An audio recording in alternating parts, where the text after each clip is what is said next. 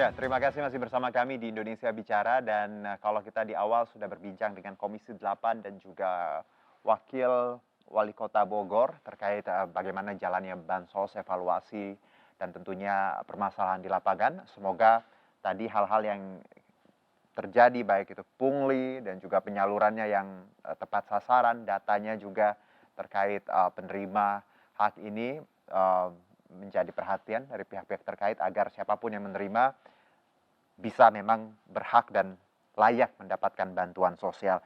Nah, di segmen ini saya akan berbincang dengan ekonom Indef. Ada Mas Abra Talatov tersambung melalui sambungan Zoom call. Mas Abra, apa kabar?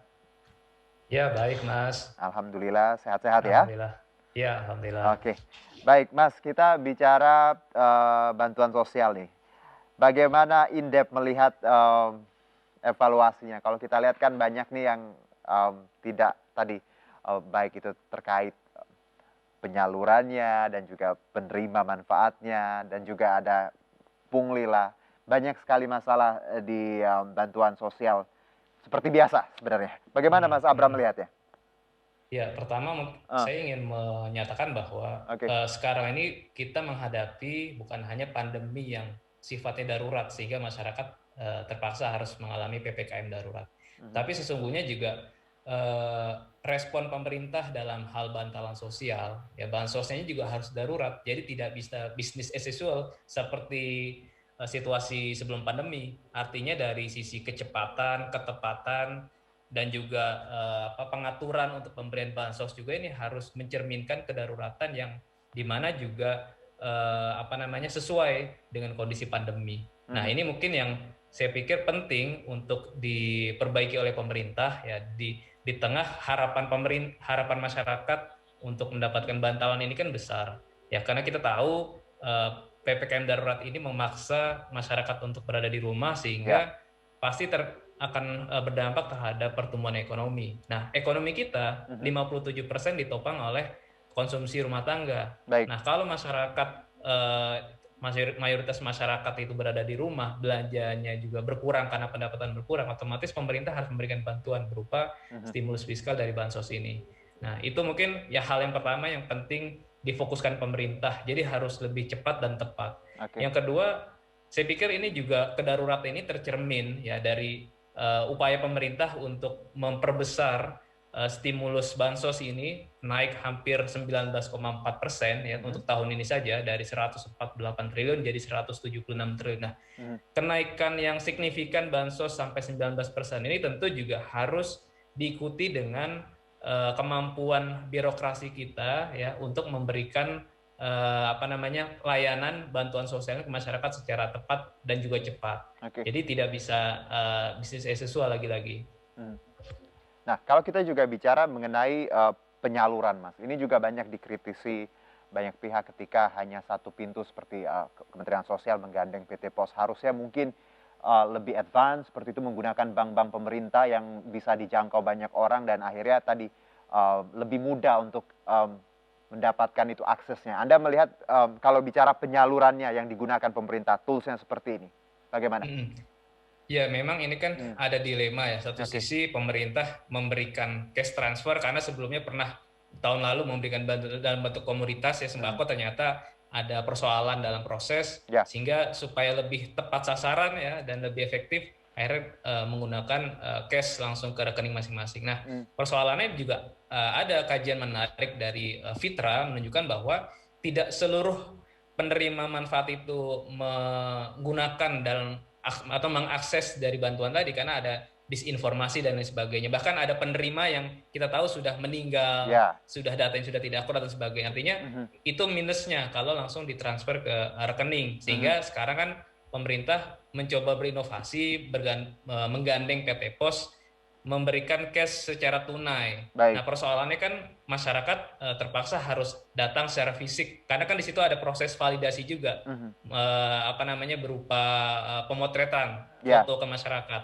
Nah, Mhm. cuma ini kan juga menjadi masalah ketika prosesnya ini tidak diatur secara baik. Ya, Ya. mestinya kan dijadwalkan dari harinya, waktunya, dan Mhm. sosialisasinya juga seperti apa, dan juga prokesnya yang paling penting. Mhm. Karena buat apa kalau bansosnya diberikan ternyata ini tidak Menimbulkan kerumunan.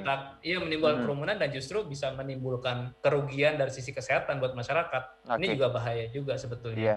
Tapi ada beberapa pemerintah daerah yang memang tadi memodifikasi kebijakan ini dengan mendampingi tadi petugas pos untuk door to door dan akhirnya tidak harus ke kantor pos. Menurut Anda ini juga bagus sebenarnya ya, bahwa door to door. Gimana? Sebetulnya bagus. Artinya ada sebuah kreativitas ya, inovasi untuk pelayanan ke masyarakat. Tetapi lagi-lagi yang perlu dipastikan adalah pengawasan terhadap praktik tadi, apakah dananya itu sampai ke rumah ya sesuai dengan penerimanya dan juga jumlahnya. Nah itu kan yang sulit buat masyarakat kita juga, apalagi dalam kondisi kepepet mendesak. Kadang-kadang ketika ada permintaan oleh oknum tertentu untuk dipotong dengan alasan buat transportasi dan sebagainya, itu mereka nggak bisa menolak, karena kalau nggak gitu mereka nggak bisa menerima. Nah saya pikir ini juga pemerintah perlu membuka saluran pelaporan juga. Masyarakat ketika ada kayak tadi tuh gimana sih pelaporannya. Selama ini kan yang terjadi akhirnya melalui media sosial, direkam, divideoin, kemudian viral, dan seringkali justru yang melaporkan malah dibalik disomasi atau dijerat hukum gitu dengan undang-undang ITE dan sebagainya. Jadi justru ini menimbulkan ketakutan juga buat masyarakat ketika ada penyimpangan dalam penyaluran bansos, mereka tidak bisa melakukan pelaporan. Jadi ya akhirnya mereka semua mengalah terhadap keadaan gitu. Berapapun nilai yang dipotong akhirnya mereka terima karena memang sudah mendesak gitu. Baik, Mas Abra, kalau bicara manfaat ya, tunai dan sembako, Anda melihat ini kan duanya berbeda. Mana yang lebih tepat sasaran sebenarnya? Lebih ke cash atau bentuknya sembako gitu? Iya. Sebetulnya sih kalau kita melihat secara prinsipnya yang penting mereka bisa memenuhi kebutuhan pokok. Ya. Karena yang paling penting adalah bagaimana kebutuhan sehari-hari mereka untuk makan. Ya, karena ini kan kita konteksnya ini menolong bantalan mereka untuk belanja makanan, karena 73% garis kemiskinan itu disumbang dari komponen makanan. Nah, artinya entah itu mau uang ataupun mau sembako, yang paling penting mereka bisa survive, bertahan hidup untuk satu keluarga. Gitu. Persoalannya kalau sembako ada penyimpangan dalam proses sehingga ini mudah dimanfaatkan oleh oknum-oknum, sehingga masyarakat pertama mendapatkan kualitas yang di bawah seharusnya, jumlahnya juga di bawah yang seharusnya. Kalau cash ada masalah, mereka mungkin dapat 300.000, tetapi persoalannya kan ketika mereka mau belanjakan barang, nanti ada problem apakah harga barangnya itu naik mahal atau enggak, terjadi inflasi, resiko inflasi. Kemudian juga barangnya apakah tersedia atau tidak. Kemudian mereka harus keluar rumah juga untuk membeli barang, dan kebutuhan-kebutuhan lain ini jadi masalah juga buat masyarakat. Nah, saya pikir selain memberikan cash transfer, satu hal lagi yang perlu juga diperhatikan pemerintah adalah bantuan berupa makanan, maksudnya berupa makanan siap santap. Jadi saya pikir Kemensos, pemerintah juga perlu memperbanyak ya pos-pos dapur umum. Jadi di lokasi-lokasi terutama zona merah yang masyarakatnya terbatas geraknya, kemudian juga yang tingkat kemiskinannya banyak, dan mungkin dalam lingkup entah RW ataupun RT, itu pos-pos dapur umum saya pikir perlu diperbanyak. Nah ini sangat relevan karena di luar negeri pun, di Amerika misalnya, itu kenapa masyarakat taat untuk melakukan lockdown, karena memang pemerintah mensuplai kebutuhan makanan hariannya. Ada dapur umum yang sangat masif dan layak buat masyarakat. Nah kita bicara mengenai terkait ini Mas, diskon listrik ya, 3 bulan sampai Desember, lalu juga ada bantuan untuk usaha mikro, penerima ini masing-masing 1,2 juta, bantuan untuk warung dan pedagang juga masing-masing 1,2 juta. Bagaimana Anda melihat bantuan untuk para penggerak tadi ekonomi kita, UMKM dan pedagang kaki lima? Iya, dari sisi kebijakan sebetulnya instrumen bantuan ini sudah cukup lengkap ya, dari segala lini gitu, buat sisi supply-nya, sisi demand, sisi sektor masyarakat miskin, rentan, dan juga usaha. Cuma persoalannya adalah lagi-lagi dari sisi eksekusi. Nah, per semester 1 2021 ini ya, realisasi program PEN tadi juga tidak merata. Untuk bansos, untuk perlindungan sosial saja realisasinya baru 43%, ya di bawah separuh. Nah, apalagi buat stimulus UMKM ini baru sekitar 30%. gitu. Dan juga insentif usaha Oke. program prioritas lain baru 35%. Artinya Hmm, angkanya saja, angka yang besar tidak cukup, tetapi juga harus diikuti dengan kecepatan mengeksekusi program tadi. Nah, memang oke. kita tahu program bantuan modal untuk UMKM itu penting, Ya. walaupun nilainya relatif tidak signifikan ya, hanya Hmm, 1,2 juta juga mungkin buat mereka buat kebutuhan pokok lagi. Nah, hmm, cuma eh, persoalannya bagaimana nanti ketepatan sasaran, karena yang menjadi persoalan juga nih ini hasil dari audit BPK tahun lalu pun oke. dari stimulus bantuan untuk UMKM tadi juga ditemukan penerimanya tidak sesuai kriteria.